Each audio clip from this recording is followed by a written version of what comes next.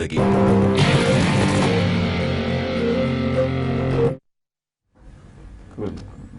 Hi viewers, good afternoon. Welcome to Smart Investor. Markets లో last half an hour 15 minutes నుంచి కొద్దిగా positive trend మనకు కనిపిస్తుంది. ఒక దశలో నెగిటివ్ లోకి మార్కెట్స్ జారుకున్నప్పటికీ పాజిటివ్ ధోరణిలోకి మళ్ళీ మార్కెట్స్ రావడం ఇవాళ మనం గమనించవచ్చు. ఇవాళ ఇంట్రాడేలో 8048 ఆ 8048 లెవెల్ నుంచి మార్కెట్ ఆల్మోస్ట్ 70 పాయింట్స్ దాకా రికవర్ అయింది. ప్రస్తుతానికి 41 పాయింట్స్ ప్లస్ లో 8121 పాయింట్స్ దగ్గర నిఫ్టీ ట్రేడ్ అవుతుంది. సెన్సెక్స్ 101 పాయింట్స్ ప్లస్ లో 26,328 పాయింట్స్ దగ్గర ట్రేడ్ అవుతుంది. ప్రధానంగా అంతర్జాతీయ మార్కెట్ నుంచి వస్తున్న ప్రోత్సాహక సంకేతాలు కూడా ఇవాళ మార్కెట్స్లో ఈ వీకెండ్ లో కొద్దిగా మార్కెట్స్ రీబౌండ్ అయ్యేందుకు కారణంగా మనం చెప్పుకోవాలి. ఏషియన్ మార్కెట్స్ లో నికాయ్ ఆల్మోస్ట్ 10 నెలల గరిష్ట స్థాయి దగ్గర ట్రేడ్ అవుతూ వస్తుంది. జూన్ లెవెల్స్ నుంచి లో లెవెల్స్ నుంచి తీసుకున్నట్టయితే నికాయ్ ఆల్మోస్ట్ 20% ఆఫ్ రిటర్న్స్ ఇప్పటికే ఇచ్చినట్టు మనం అర్థం చేసుకోవాలి. దీన్ని బట్టి చాలా స్ట్రెంత్ ఏషియన్ మార్కెట్స్ లో మనకు కనిపిస్తుంది. బట్ బికాస్ ఆఫ్ అనేక ఇంటర్నేషనల్ ఫ్యాక్టర్స్ వల్ల యుఎస్ ఎలక్షన్స్ కావచ్చు ఆర్ మిగిలిన ఫ్యాక్టర్స్ వల్ల కరెన్సీస్ డిప్రిషియేట్ అవ్వడము, డాలర్ చాలా స్ట్రెంత్ అవ్వడము, ఇవన్నీ చాలా ఫ్యాక్టర్స్ వల్ల మార్కెట్స్లో ఈ రకమైన వీక్ ట్రెండ్ మనం కొద్దిగా అబ్జర్వ్ చేస్తున్నాము. బట్ యాజ్ ఆఫ్ నో అన్ని సెక్టార్స్ ఆల్మోస్ట్ గ్రీన్ లోకి వచ్చాయి except consumer durables, FMCG and metals. ఇన్సేపు బ్యాంక్ నిఫ్టీ కూడా వీక్ గా ఉండేది, నెగిటివ్ లో ఉండేది. ఇప్పుడు బ్యాంక్ నిఫ్టీ కూడా పాజిటివ్ లోకి వచ్చి 13 పాయింట్స్ ప్లస్ లో 19,100 పాయింట్స్ దగ్గర ట్రేడ్ అవుతూ వస్తుంది. మిడ్ అండ్ స్మాల్ క్యాప్స్ లో కూడా కొద్దిగా బయింగ్ ఇంట్రెస్ట్ ఎమర్జ్ అవుతూ వస్తుంది. స్పెసిఫిక్ గా pharma, PSU banks, reality stocks లో టాప్ గెయినర్స్ గా నిలిచాయి. ఆటో కూడా గెయినర్స్ జాబితాలో ఉంది. అండ్ 52 వీక్ హై టచ్ చేసిన స్టాక్స్ లోనే మనకు 3 to 4 స్టాక్స్ కనిపిస్తున్నాయి. ఒకటి అపోలో సింధూరి ఒక 3 to 4 సెషన్స్ నుంచి బాగా పెరుగుతూ వస్తుంది. స్వాన్ ఎనర్జీ కూడా కొద్దిగా వాల్యూమ్స్ బట్టి స్టాక్ లో చూస్తున్నాము.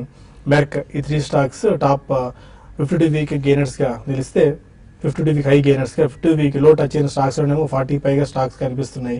వాటిలో మనకి ఫైనాన్షియల్ టెక్నాలజీ ఒకటి, కింగ్ఫా సైన్స్, మేజా ఇంటర్నేషనల్, లెక్టార్ life sciences, Noida toll bridge, premier explosives, RCom, Reliance power, Som distilleries, stampede capital, Zandu realty, Zen technologies లాంటి స్టాక్స్ ఇవాళ 50 వీక్ లో టచ్ చేసిన స్టాక్స్ జాబితాలో కనిపిస్తున్నాయి.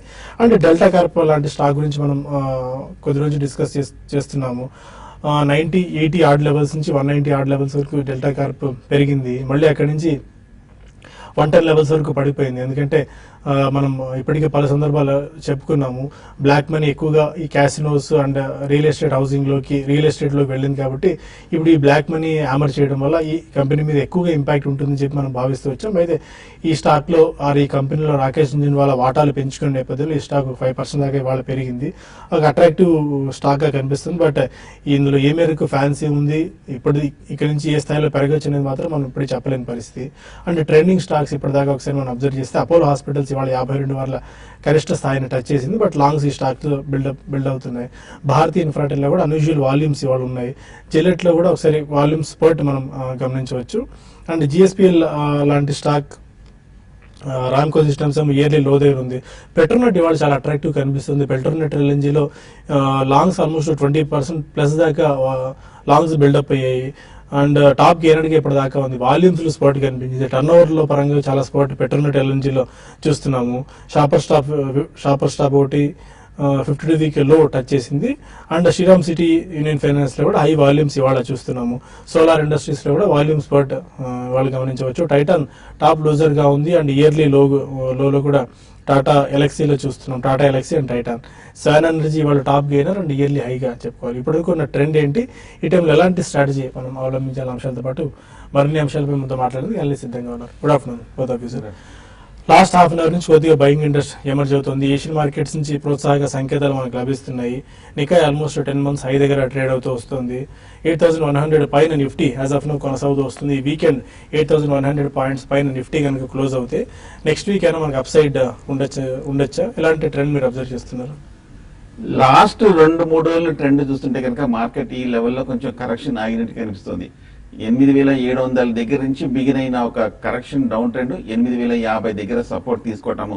అలాగే బ్యాంక్ నిఫ్టీ కూడా ఇంచుమించు 20,000 దగ్గర నుంచి పడి 1000 పాయింట్ల తర్వాత 19,000 దగ్గర కొంచెం మద్దతు తీసుకున్నట్టు కనిపిస్తుంది. టెక్నికల్ గా మార్కెట్ చూస్తే కనుక ఒక 2-3 మేజర్ ఫ్యాక్టర్స్ వల్ల మార్కెట్ ఈ లెవెల్లో నిలబడటము, అలాగే నెక్స్ట్ వీక్ కూడా ఒక రికవరీ వచ్చే అవకాశాలు కనిపిస్తుంది. ఒకటి ఇందాక చెప్పినట్టు క్లోజర్ టు 8,000 దగ్గర ఒక మేజర్ సైకలాజికల్ సపోర్ట్ ఉంది. అలాగే టెక్నికల్ గా చూస్తే కనుక ఓవర్ సోల్డ్ పొజిషన్ కి షార్ట్ టర్మ్ కి రావడం మనం చూస్తున్నాము. అలాగే ముఖ్యంగా మూడో కారణం చూస్తే కనుక యుఎస్ మార్కెట్స్ కానీ అలాగే యూరోపియన్ మార్కెట్స్ కానీ ఇవాళ ఏషియన్ మార్కెట్స్ బాగా రికవరీ అవడంతో మార్కెట్స్ కొంచెం బయింగ్ సపోర్ట్ వస్తుంది. పైగా ఇవాళ వీక్లీ క్లోజింగ్ కాబట్టి next week short positions carry forward చేయకుండా ట్రేడర్స్ అందరూ కూడా ఇవాళ వాళ్ళ షార్ట్ పొజిషన్స్ ని కవర్ చేయడం తోటి ఈ ట్రెండ్ అనేది ఆగడం మనం చూసాం. అంతకన్నా ముఖ్యంగా మొన్న బుధవారం నాడు మార్కెట్ లోలో చూస్తే కనుక ఎఫ్ఐస్ ఇంచుమించు 1000 కోట్ల వరకు స్టాక్ ఫ్యూచర్స్ లో కొన్నారు. అలాగే నిఫ్టీలో కొంచెం స్వల్ప బయింగ్ లోకి వచ్చింది. సో వాళ్ళు షార్ట్ కవరింగ్ చేసి వాళ్ళు కొంచెం పొజిషన్స్ షార్ట్ టర్మ్ తీసుకోవడం తోటి మన మార్కెట్ కూడా కొంచెం రికవరీ అవుతుంది. కాకపోతే ఒకసారి మనం సోమవారం కూడా చూడాలి. నిన్న డేటా కూడా వాళ్ళ ఎఫ్ఐస్ బిహేవియర్ తెలుస్తుంది, వాళ్ళ యాక్షన్. ఏమైనా కనుక నిన్న ఇవాళ కూడా కొంచెం వాళ్ళు కొనింటే కనుక తప్పకుండా లాంగ్ పొజిషన్ తీసుకుంటే కనుక ఫ్యూచర్స్ లో మార్కెట్ నెక్స్ట్ వీక్ కూడా ఒక బౌన్స్ బ్యాక్ వచ్చే అవకాశాలు కనిపిస్తుంది. So on the whole market positive గానే ఉంది. బహుశా ఈ లెవెల్లో కొంచెం కాషియస్ గా అప్పుడే మనం ఇంకా ఇన్ఫాక్ట్ ర్యాలీ వస్తుందని అప్పుడే మనం చెప్పలేము. జస్ట్ మైనర్ ఒక స్వింగ్స్ ఒక 3-4 రోజులు స్వింగ్స్ అనేది ఈ లెవెల్లో మనం చూడొచ్చు. ఎందుకంటే మార్కెట్ ఇంత భారీ పతనం తర్వాత ఇమ్మీడియట్ గా వీటర్న్ తీసుకొని పెరిగిపోదు. జనరల్ గా ఒక 2-3 రోజులు ఒడిదొడుగులు మన తీవ్రమైన వాలిటిలిటీ మనం చూడొచ్చు. ఎందుకంటే ఇది మేజర్ లెవెల్ కాబట్టి ట్రెండ్ సెట్ అయ్యే ముందు కొంచెం alternative bouts of buying and selling bulls and bears దగ్గర నుంచి మనం ఈ లెవెల్స్ లో మనం చూడొచ్చు. ఈ కన్సాలిడేషన్ లో మార్కెట్ సోమ మంగళవారం కూడా నిలబడిందంటే కనుక లాంగ్ పొజిషన్ తీసుకొని 8050 అంటే ఇవాళ వచ్చిన లో కింద స్టాప్ లాస్ పెట్టి హోల్డ్ చేయొచ్చు. సో ఓవరాల్ గా కొంచెం రిస్కీ ట్రేడర్స్ కొంచెం కాషియస్ గా స్టాప్ లాస్ పెట్టి బై పొజిషన్ తీసుకోవచ్చు. అంటే ఇంకా సస్టైన్ అప్ ట్రెండ్ వస్తుంది, మనం అప్పుడే చెప్పలేము కూడా. It's too early to say, ఒక 1 or 2 రోజుల తర్వాత. అలాగే షార్ట్ పొజిషన్స్ ఉంటే మటుకు క్యారీ ఫార్వర్డ్ చేయకుండా క్లోజ్ చేసేయడం మంచిది. ముఖ్యంగా ఆప్షన్స్ పుట్స్ తీసుకుంటే మటుకు క్లోజ్ చేయడం మంచిది. ఓకే, మీరు ఎలాంటి ట్రెండ్ అబ్జర్వ్ చేస్తున్నారు? ఎస్పెషల్లీ బ్యాంక్ నిఫ్టీ వరుసగా 5 రోజుల పాటు డిప్ అయింది, ఇవాళ కొద్దిగా పాజిటివ్ గా కనిపిస్తుంది. బట్ ఈ వీక్లంతా కూడా మనకి last half an hour last 45 minutes లోనే ఎక్కువగా ఎదర్ సైడ్ మూమెంట్ చూస్తున్నాం. అండ్ అందుకే ఇప్పుడు ఏమీ ట్రెండ్ చెప్పలేని పరిస్థితిలో ఉంది. బట్ 8100 పైన క్లోజ్ అవుతుందా లేదా అనేది we can't predict it. And futures and options లో ఎలాంటి ట్రెండ్ మీరు అబ్జర్వ్ చేస్తున్నారు? స్టాక్ స్పెసిఫిక్ మూవ్మెంట్స్ ఏమైనా చూస్తున్నారా? అంటే మార్కెట్స్ లో ఎక్కువ స్టాక్ స్పెసిఫిక్ కూడా ఉంది ఈ రోజు. అంటే షార్ట్ కవరింగ్ కొన్ని వాటిలో షార్ట్ కవరింగ్ రావడము, తర్వాత కొన్ని వాటిలో ఈవెన్ లాంగ్ అన్వైండింగ్ చూస్తున్నాము. ఫ్రెష్ లాంగ్ అయితే లిమిటెడ్ స్టాక్స్ లోనే ఉంది. అయితే ఇది బయింగ్ అనేది లేకపోతే షార్ట్ కవరింగ్ అనేది ఏదంటే మార్కెట్స్ లో ఓవర్సోల్ లో ఉంది కాబట్టి కొంతమంది అంటే మనకి ఎఫ్ఐస్ ఫిగర్ గా చూస్తే లాస్ట్ 2 days లో నిన్న మొన్న చాలా వరకు ఇంత బేరిష్ మార్కెట్ లో ఫ్రెష్ షార్ట్స్ యాడ్ చేయలేదు. అయితే ఉన్న పొజిషన్స్ ని షార్ట్స్ ని కవర్ చేసుకున్నారు. ఈవెన్ లాంగ్ అన్వైండింగ్ కొన్ని వాటిలో చూసాము. ఏదైనా కూడా మార్కెట్ లో కొన్ని స్టాక్స్ చాలా స్ట్రాంగ్ గా అంటే లైక్ ఐషర్ మోటార్స్ లాంటివి చాలా స్ట్రాంగ్ గా ఈ రోజు ఉన్నాయి. దీనికి తోడు automobile stocks last 4-5 trading session లో కంటిన్యూగా మనకి ఎప్పుడైతే ఈ డిమానిటైజేషన్ వచ్చిందో న్యూస్ వచ్చిందంటే ఆ రోజు నుంచి కూడా ఆటోమొబైల్ సెక్టర్ బాగా పనిష్ అయిన అంటే ఎక్కువగా నష్టపోయిన సెక్టర్ ఇండెక్స్ పరంగా దాంట్లో కొంత బయింగ్ చూసాం. బట్ ఓవరాల్ గా మార్కెట్స్ లో మాత్రం పెద్ద ఫాలో అప్ బయింగ్ అనేది మార్కెట్ లో కనపట్టలేదు. ఇప్పుడు వచ్చిన ఈ అప్ ట్రెండ్ అనేది అంటే ఈ రోజు ఒక 20-30 పాయింట్స్ పెరిగిన చూస్తే చాలా వరకు మెజారిటీ ఎక్కువ కూడా షార్ట్స్ కవరింగ్. అయితే డెలివరీ బేస్డ్ సెల్లింగ్ ఇంకా కంటిన్యూ అవుతుంది కాబట్టి markets plus next week F&O closing ఉంది మార్కెట్స్ లో. కాబట్టి మార్కెట్స్ వోలటాలిటీ అనేది ఇదే విధమైన వోలటాలిటీ ఉంటుంది. మనకి పెరుగుతున్నప్పుడు ఇక్కడి నుంచి ఇంకా పెరిగిపోతుంది అని అనిపిస్తుంది, బట్ అట్లా ఆ విధంగా ఉంటుంది. అట్ ద సేమ్ టైం పడుతున్నప్పుడు కూడా ఇంకా ఇక్కడ నుంచి 8000 కూడా బ్రేక్ అయిపోయి 7-8కి నెక్స్ట్ 2 రోజులు వెళ్ళిపోవచ్చు అన్నట్టు సెల్లింగ్ కూడా ఉంటుంది. అది కూడా జరగకపోవచ్చు, ఒక రేంజ్ లోనే ఉండొచ్చు. ఇక్కడ నుంచి హై సైడ్ చూసుకుంటే 8140 నిఫ్టీకి, అంటే ఇక్కడ నుంచి 40 పాయింట్ల పైన. డౌన్ సైడ్ చూసుకుంటే 8050 ఈసారి బ్రేక్ అయితే నెక్స్ట్ వీక్ లో మార్కెట్ మరింత వీక్ అయ్యే అవకాశం ఉంది. ఏదైనా కూడా ఇక్కడ నుంచి కొంచెం కొన్ని సెలెక్టెడ్ స్టాక్స్ లో లో నుంచి రికవరీ కావడానికి అవకాశాలు కనపడుతున్నాయి. మిడ్ క్యాప్ లో వాల్యూ బయింగ్ అనేది చేయాలనుకునే వాళ్ళు నెక్స్ట్ వీక్ లో స్టార్ట్ చేసుకోవచ్చు, బయింగ్ స్టార్ట్ చేసుకోవచ్చు. అయితే నిఫ్టీ 8000 పైన సస్టైన్ కాగలిగితే మాత్రం రానున్న రోజుల్లో మార్కెట్ కన్సాలిడేషన్ లో ఉంటుంది. హై సైడ్ చూసుకుంటే 8200, డౌన్ సైడ్ చూసుకుంటే 7800 అండి. ఓకే, కొంతమంది కాలర్స్ లైన్ లో ఉన్నారు. ఫస్ట్ కాలర్ న్యూజిలాండ్ నుంచి సుబ్రహ్మణ్యం. సుబ్రహ్మణ్యం గారు, హలో. హలో, గుడ్ ఆఫ్టర్నూన్ అండి. నేను బాలసుబ్రహ్మణ్యం. సుబ్రహ్మణ్యం గారు ఉన్నారా టెలిఫోన్ లైన్ లో? Asian Paints, Britannia Industries, KNR Constructions Anantapur నుంచి రామకృష్ణ లెవెల్ లో ఫర్దర్ హలో. సుబ్రహ్మణ్యం గారు మీ వాయిస్ వినిపిస్తుందా? ఓకే, టెక్నికల్ ప్రాబ్లం ఉన్నట్టుంది. ఐషర్ మోటార్స్ యశ్ గారు ఇవాళ మనకి హయ్యర్ లెవెల్స్ నుంచి అంటే ఆల్మోస్ట్ 26,000 ఆర్డ్ లెవెల్స్ నుంచి ఈ స్టాక్ వీక్ అవడం చూసాం. 26,600 ఈ మధ్యకాలంలో 38 సెప్టెంబర్ హై వచ్చింది. ఒక దశలోనేమో మనకి ఆ వీక్నెస్, ఆ డిమానిటైజేషన్ వచ్చినప్పుడు బిలో 20,000 కూడా రావడం చూసాం. అంటే ఆల్మోస్ట్ హయ్యర్ లెవెల్స్ నుంచి 25% దాకా క్రాక్ అయింది. ఈ టైంలో అట్రాక్టివ్గా అయినా కనిపిస్తుంది ఐషర్ మోటార్స్ లాంటి స్టాక్. ఎందుకంటే మార్కెట్ పడినప్పుడు ఇమీడియట్ గా రియాక్ట్ అవుతుంది ఈ స్టాకే. అండ్ మార్కెట్ ఏమాత్రం పాజిటివ్ లోకి వస్తే మార్కెట్ కంటే ఎక్కువ పాజిటివ్ స్ట్రెంత్ కూడా చూపిస్తుంది ఇలాంటి స్టాక్స్. అవునండి, ఐషర్ మోటార్స్ బాగా చాలా ఫాస్ట్ రికవరీ ఉన్న స్టాక్ అండి ప్రాసెస్ లో, అంటే మా మార్కెట్ రికవరీ ప్రాసెస్ లో. అట్ ద సేమ్ టైం అయితే ఐషర్ మోటార్స్ అంటే ఓకే అన్ని మనకి రెవెన్యూస్ పరంగా తర్వాత సేల్స్ పరంగా అన్ని బాగున్నాయి. బట్ ఓన్లీ థింగ్ ఏంటంటే ఐషర్ మోటార్స్ బాగా ఎక్స్పెన్సివ్ స్టాక్ అండి. ఈవెన్ ఈ లెవెల్లో కూడా ఉన్న మొత్తం ఆటోమొబైల్ చాలా ఎక్స్పెన్సివ్ స్టాక్ కాబట్టి కొనేవాళ్ళు కొంచెం వెయిట్ చేయమంటాను. ఇంకా ఈ రోజు పెరిగింది ఇంక నుంచి కంటిన్యూగా పెరుగుతుంది అయితే నేను అనుకోను. కొంచెం ఈ లెవెల్లో ఇంకొంత ఆగొచ్చు. మళ్ళీ నెక్స్ట్ వీక్ ఇంకొక రౌండ్ ఆఫ్ సెల్లింగ్ అనేది ఐషర్ మోటార్లో ఎక్స్పెక్ట్ చేయొచ్చండి. కాబట్టి కొంచెం వెయిట్ చేసి కరెక్షన్స్ లో డెఫినెట్ గా బై చేసుకోమంటాను. టాటా మోటార్స్ ఒకటి, ఐషర్ మోటార్స్ ఒకటి. బట్ ఇప్పుడే కాదు, కొంచెం వెయిట్ చేయమని చెప్తాను. ఓకే, ఇక కొన్ని కాల్స్ అండ్ ఈమెయిల్స్ తీసుకునే ముందు స్మార్ట్ ఇన్వెస్ట్ లో చిన్న బ్రేక్ తీసుకుందాం.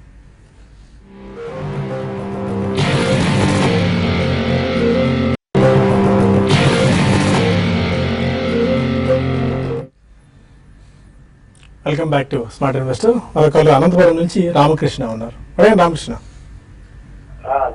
Sunil Hitech sir. Sunil Hitech, okay. అవును సార్, 440 బై చేశాను. ఓకే, దానికి చాలా ఫాలోయింగ్ ఎక్కువ ఉంది. ఓకే అండి, చెప్తారు. సునీల్ హైటెక్ 440లో తీసుకున్నారు. సునీల్ హైటెక్ అండ్ ఇంజనీర్స్ చూస్తే కనుక ఈ మధ్య కాలంలో కొంచెం ఈ ర్యాలీలో బాగా పెరిగిందండి. 150 రూపాయల నుంచి 450 రూపాయల వరకు పెరిగి ఈ ఫాల్లో మనం ఒక స్టీప్ రియాక్షన్ మనం చూసాము. టెక్నికల్ గా చూస్తే కనుక అన్ని స్టాక్స్ తో పాటు ఈ స్టాక్ కూడా పడింది. కాకపోతే మన లోయర్ రేట్ చూస్తే కనుక 220, 230 దగ్గర చాలా స్ట్రాంగ్ సపోర్ట్ ఉంది. అలాగే ఫండమెంటల్ కూడా చూస్తే కనుక కూడా పర్వాలేదండి, రీజనబుల్ గానే స్ట్రాంగ్ గా ఉన్న కంపెనీ. కొంచెం హై ప్రైస్ లో తీసుకున్నారు. ఫ్రెష్ బయింగ్ అయితే కనుక నా ఉద్దేశం 200, 210 లెవెల్స్ లో కనుక నిలబడితే కనుక ఆ లెవెల్లో మీరు మళ్ళీ బై చేయొచ్చు. బెంగళూరు నుంచి వినోద్ మరో కాలర్. హలో, అదే వినోద్. నమస్తే అండి. నాకు 2 షేర్ల గురించి ఇన్ఫర్మేషన్ కావాలి. చెప్పండి. ఒకటి వచ్చేసి శ్రేయ షిప్పింగ్ అండి. ఓకే, నా దగ్గర శ్రేయ షిప్పింగ్ 100 షేర్స్ ఉన్నాయన్నమాట. ఏ ప్రైస్ లో తీసుకున్నారు? 300 లో తీసుకున్నాను. యావరేజ్ లో 300 అయింది. ఓకే, ఇప్పుడు 200కి వచ్చింది. సో అది యాక్చువల్గా నేను 400, 450 లెవెల్స్ హిట్ చేయడం కూడా చూసాను. ఓకే, సెకండ్ స్టాక్ 200 లో ఉంది. సో యాక్చువల్ ఆ కంపెనీ మంచిదా కాదా, నేను మళ్ళీ కొనుక్కోవచ్చా? ఓకే, ఫైన్ అండి, చెప్తారు. శ్రేయస్ షిప్పింగ్. శ్రేయస్ షిప్పింగ్ మంచి చెడు అనేది అంటే మంచి చెడు అనేది స్టాక్ మార్కెట్ లో ఉండదండి. మీరు కొనే ముందే మీరు స్టాక్ ని కొంచెం ఇన్వెస్ట్మెంట్ కి బాగా స్టడీ చేసి కొనాల్సి ఉంటుంది. బట్ ఓవరాల్ షిప్పింగ్ సెక్టర్ పరంగా చెప్పాలంటే పెద్దగా ప్రాఫిట్స్ అనేది ఈ రెవెన్యూస్ పరంగా బాగానే ఇంప్రూవ్మెంట్ ఉన్నా కూడా మార్జిన్స్ అనేది ఈ షిప్పింగ్ ఇండస్ట్రీలో మనకి కనపడలేదు. దాని కారణంగా అన్ని షిప్పింగ్ స్టాక్స్ కూడా గత కొన్ని రోజులుగా కొన్ని ఏళ్లుగా కూడా వీక్ గానే ఉన్నాయి. ఏమాత్రం పార్టిసిపేషన్ లేదండి.